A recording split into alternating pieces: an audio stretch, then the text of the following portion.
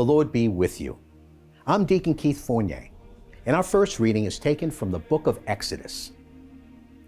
Moses was looking after the flock of his father-in-law Jethro, the priest at Midian. He led it to the far side of the desert and came to Horeb, the mountain of God. The angel of Yahweh appeared to him in a flame, blazing from the middle of a bush. Moses looked. There was the bush blazing, but the bush was not being burnt up.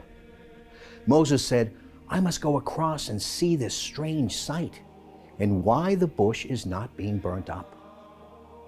When Yahweh saw him going across to look, God called to him from the middle of the bush. "Moses, Moses," he said. "Here I am," he answered. "Come no nearer," he said. "Take off your sandals, for the place where you are standing is holy ground. I am the God of your ancestors," he said, "the God of Abraham, the God of Isaac, and the God of Jacob." At this, Moses covered his face, for he was afraid to look at God. Yahweh then said, "I have indeed seen the misery of my people in Egypt. I have heard them crying for help on account of their taskmasters. Yes, I am well aware of their sufferings. And I have come down to rescue them from the clutches of the Egyptians and bring them up out of that country to a country rich and broad, to a country flowing with milk and honey, to the home of the Canaanites, the Hittites, the Amorites, the Perizzites, the Hivites, and the Jebusites." Moses then said to God, "Look, if I go to the Israelites and say to them, 'The God of your ancestors has sent me to you,' and they say to me, 'What is his name?' what am I to tell them?" God said to Moses, "I am he who is." And he said, "This is what you are to say to the Israelites. 'I am has sent me to you.'" God further said to Moses, "You are to tell the Israelites, 'Yahweh, the God of your ancestors, the God of Abraham, the God of Isaac, and the God of Jacob, has sent me to you. This is my name for all time, and thus I am to be invoked for all generations to come." And our response is taken from Psalm 103. "Bless Yahweh, my soul, from the depths of my being, his holy name. Bless Yahweh, my soul. Never forget all his acts of kindness. He forgives all your offenses, cures all your diseases. He redeems your life from the abyss, crowns you with faithful love and tenderness.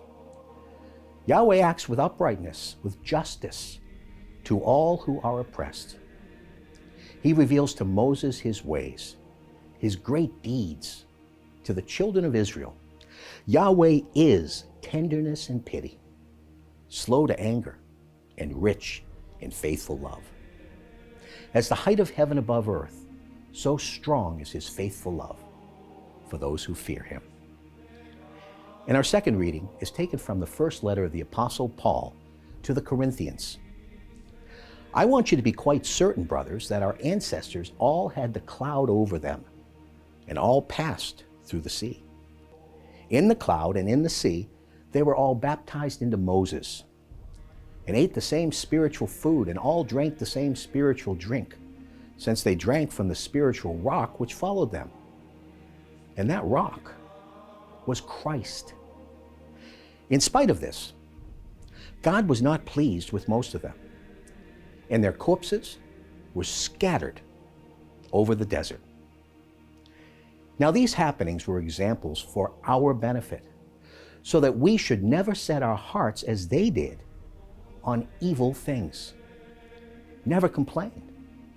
Some of them complained, and they were killed by the destroyer.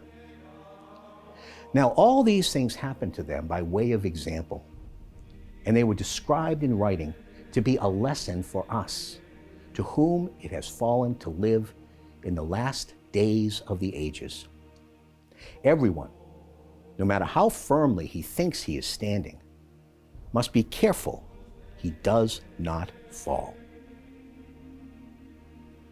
A reading from the Holy Gospel according to St. Luke. It was just about this time that some people arrived and told Jesus about the Galileans whose blood Pilate had mingled with that of their sacrifices.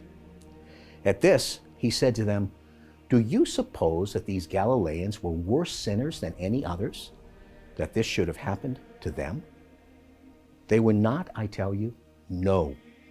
But unless you repent, you will all perish as they did.